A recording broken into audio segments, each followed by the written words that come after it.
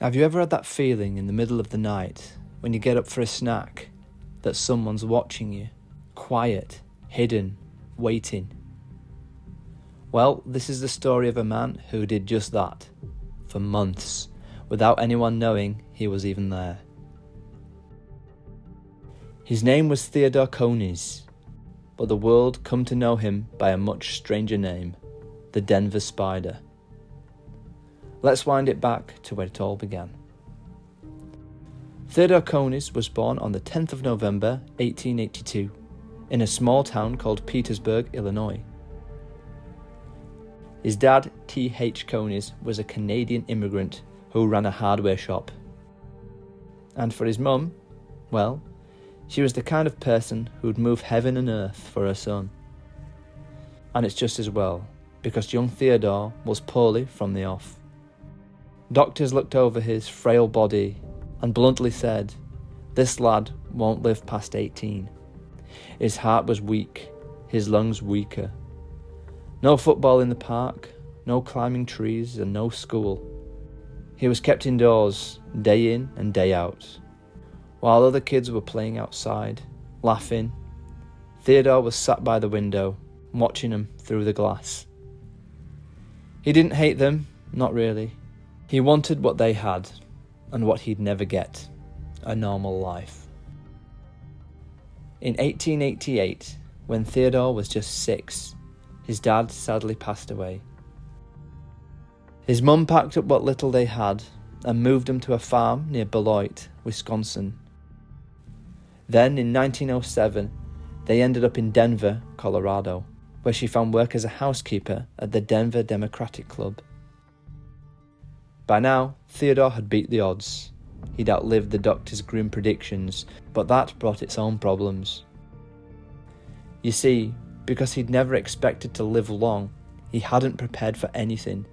No school qualifications, no job training, note. When his mum died in 1911, Theodore was on his own. He floated from job to job, bookkeeper, advertising salesman, whatever he could find. But his frail appearance, thin as a rake and often coughing up his guts, made it hard for him to hold anything down. Eventually, he found himself without work, without a home, and barely clinging on. Most folk in Denver saw him as another poor soul down on his luck. But inside Theodore had a fire burning. He was tired of being pitied, tired of being judged. He wanted a place where he didn't have to look over his shoulder or explain himself to anyone. What he did next, well, no one could have seen that coming. Because in September 1941, at the age of 59, Theodore made his way to the home of an old acquaintance, a man called Philip Peters. Philip Peters was the sort of man you'd be glad to have as a neighbour. Retired from the Grand Western Railroad, he was well liked, friendly and generous. He lived at 1739 Monroe Street, in a modest little house with his wife of over 50 years. And years ago, when Theodore was just 17, the two had met each other through the Denver Guitar Club. They weren't close mates, not really, but over time, whenever Theodore was in need, hungry, skint and freezing, Philip had always helped him out. Gave him a meal, a few coins. Nothing too fancy, just quiet kindness. But in the autumn of 1941, everything changed. Philip's wife was in hospital after a nasty fall had left her with a broken hip. He was on his own in the house, with neighbours bringing him food and checking in on him. It was during this stretch, while Philip was alone and vulnerable, that Theodore came calling once again. Only this time, he didn't knock. The door was unlocked, as they often were back then, and Theodore, desperate, cold, and utterly worn down, let himself in. He later said, "I was at the end of my rope. My lungs were bad and fall was coming. I couldn't face another winter on the streets." He crept through the house and found a small wooden trapdoor, hidden in a closet that led to the attic. barely big enough for a grown man to squeeze through. But Theodore was thin, almost skeletal. He forced himself up through the tight gap, and he stayed there. That cramped, dusty loft became his new home. Every night when the house was quiet, he crept down to the kitchen to pinch bits of food, bread, biscuits, any scraps he could find. Then he'd scurry back up to the attic before morning came. He moved like a ghost, quiet as a mouse, and no one suspected a thing. Philip just thought he was getting forgetful. He blamed himself for the vanishing food, the moved objects, but Theodore was watching, from the shadows. Every move Philip made, he saw. Then came to the 17th of October, 1941. Theodore believed Philip was out visiting his wife. So he climbed down from the attic, just like he'd done many times before, and headed to the kitchen. But this time, Philip was at home. They saw each other. The last time they'd spoken properly was years ago. Did Philip even recognise the ragged figure before him? I guess we'll never know. Because in that moment, everything turned violent. Philip, 73 years old, but still full of fight, reached for his walking stick. Theodore panicked. He grabbed an old iron pistol he'd found in the house. Not loaded, just a relic, and swung, again and again, until it shattered in his hands. But it wasn't enough. He then picked up a metal poker from the fireplace and struck Philip with it, over and over again, until he lay silent, dead in his own kitchen. And then, unbelievably, Theodore didn't flee. He simply wiped his hands and climbed back into the attic, and stayed there. Philip Peter's body was found the very same evening. He'd been expected for tea at a neighbour's house, and when he didn't show up, they came round to check. The doors were all locked, windows too. Something wasn't right. One of the neighbours found an open window round the back. She climbed inside and screamed. What she saw would haunt her for the rest of her life.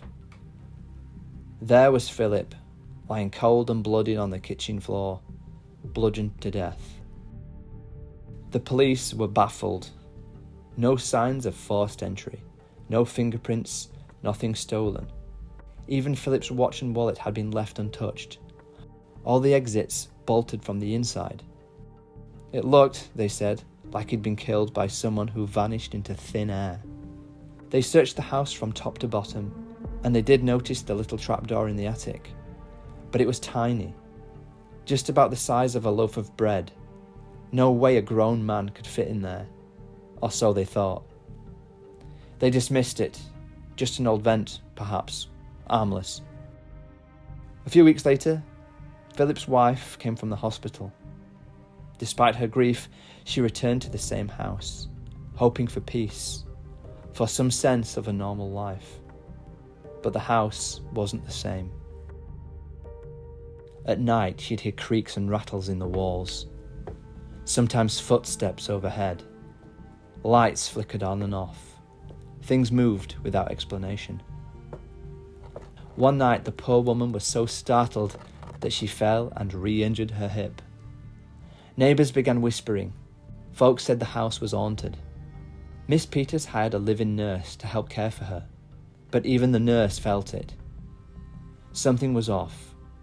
She swore that she saw a figure one night, just a glimpse, darting around the corner. The police returned. However, this time they were much more thorough. And finally, on a cold November evening, they caught a break. During a routine check of the now empty house, an officer heard a faint noise upstairs, like tapping or scratching. He followed the sound to the closet with a strange little door. And this time, it was open, very slightly. He took out his torch and saw a pair of legs disappearing into the ceiling. "Oi!" he shouted, grabbing them. The man kicked and scrambled, but the officer held on. Down he came, kicking, filthy, stinking of rotten dust, tattered clothes, wild hair, and skin as pale as chalk. It was Theodore Coneys. At the station, Theodore spilled everything. He admitted to the murder of Philip Peters. He admitted to living in the attic for months. Quote, "Whenever I heard him downstairs, I kept real still. Then I got bolder. It gave me a thrill. I never wanted to hurt him, but that night he saw me." Police climbed into the attic where he'd been hiding. The space was barely big enough to lie down, full of cobwebs, mould, and useless tat which he made into a makeshift bed. One officer said a man would have to be a spider to stand it long up there. And just like that, the papers gave him a name, the Denver Spider-Man. Theodore Coneys was sentenced to life in prison. He died behind bars in 1967 at the age of 84. He lived far longer than anyone expected, through illness, poverty, hatred and guilt. But not many live as he did, in the shadows, watching the world from above, hiding in a coffin-sized crawl space until the day he couldn't hide anymore. So the next time you're up at night getting a snack, keep alert, because there might be a bloke watching from the shadows. Anyway, I hope you enjoyed this video. Thanks for watching, and please remember to subscribe. Cheers.